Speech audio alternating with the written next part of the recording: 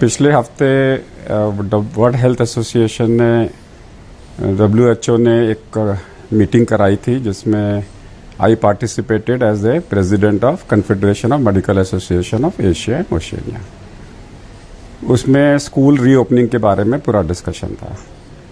तो सबसे पहला निष्कर्ष ये था कि बच्चों में एक से दूसरे को फैलने के चांसेस बहुत कम है।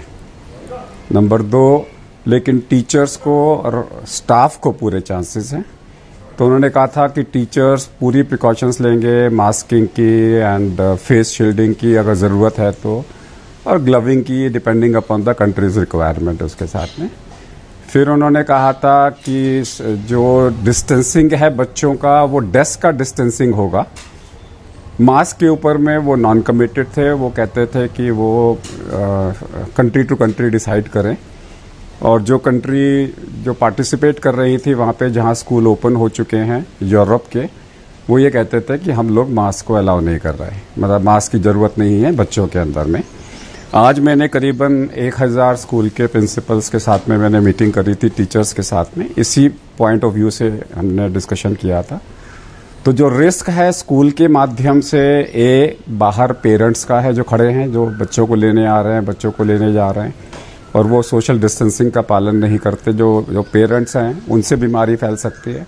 हॉस्पिटल का जो स्टाफ है, स्कूल का जो स्टाफ है, उससे बीमारी फैल सकती है, टीचर से बीमारी फैल सकती है। अभी तक ये कहना कि बच्चों से बच्चों को होता है, इसके बारे में कोई स्ट्रांग एविडेंस नहीं है। दूसरा, बच्चों में 10 साल से पहले कोई एविडेंस नहीं है कि उसमें मोर्टेलिटी 0.5% से ज़्यादा होती है।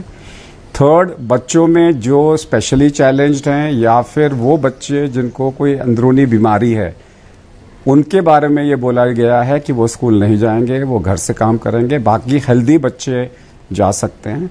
जो घर में बच्चे 2 साल से कम हैं उन्हें मास्क नहीं पहनाना बिल्कुल भी, और स्पेशली चैलेंज बच्चों को मास्क के बारे में सोचना है। वो शेयर डिसीजन है between the doctor and the child उसके साथ में।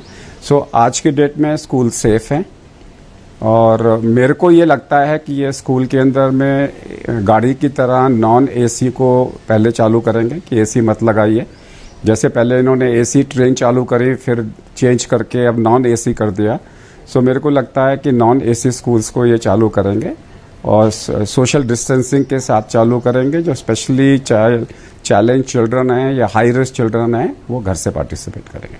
सावधानी यह है कि जो आपको मेन सावधानी है वो है असेंबली के अंदर में, या कुछ दिनों के लिए हो सकता है असेंबली ना हो, और इसके अलावा जो आपका पीरियड जो रिसेस का पीरियड होता है वो मल्टीपल होंगे।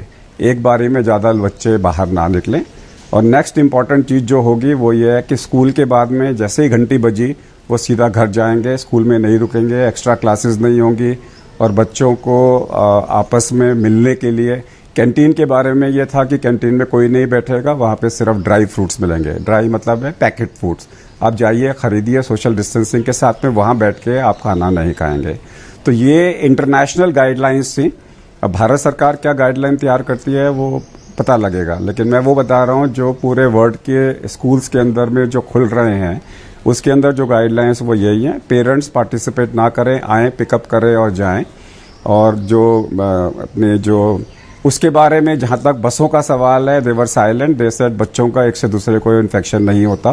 तो वो वाली प्रिकॉशंस जो बड़ों में है कि 20 से ज़्यादा बच्चे नहीं बैठ सकते, यहाँ पे बच्चे 20 से ज़्यादा बैठ सकते हैं। इसका कोई एविडेंस आज की डेट में सॉलिड एविडेंस नहीं है कि बच्चों से बच्चों को हो रहा है। इसका जो है बच्चों से बूढ़ों को, बुजुर्गों को हो सकता है, इसलिए बच्चे जब बुजुर्गों के पास जाएंगे तो बुजुर्गों को मास्क पहनाना जरूरी है। बच्चों को इन्फेक्शन नहीं होता ये कहना मुश्किल है, क्योंकि 3% बच्चों को हो सकता है, बच्चों को इन्फेक्शन हो सकता है।